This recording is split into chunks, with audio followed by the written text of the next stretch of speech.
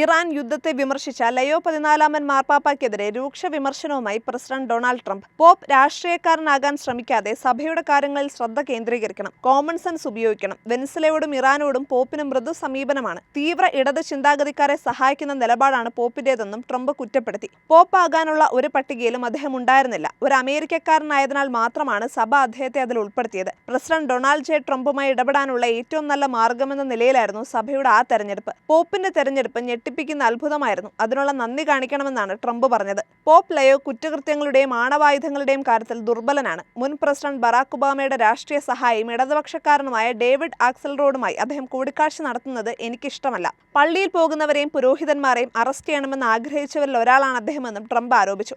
American പ്രസിഡന്റിനെ വിമർശിക്കുന്ന നടപടി ഒരു പോപ്പിൽ നിന്ന് താൻ ആഗ്രഹിക്കുന്നില്ലെന്നും ട്രംപ് വ്യക്തമാക്കി. തന്റെ സോഷ്യൽ മീഡിയ പ്ലാറ്റ്ഫോമായ ട്രൂത്ത് സോഷ്യലിലൂടെയാണ് ട്രംപ് രംഗത്തെത്തിയത്. കഴിഞ്ഞ ദിവസങ്ങളിൽ പോപ്പ് യുദ്ധത്തെ ശക്തമായി വിമർശിക്കുകയും ലോക സമാധാനത്തിനായി പ്രാർത്ഥിക്കുകയും ചെയ്തിരുന്നു. ഇതാണ് ട്രംപിനെ പ്രകോപിപ്പിച്ചത്.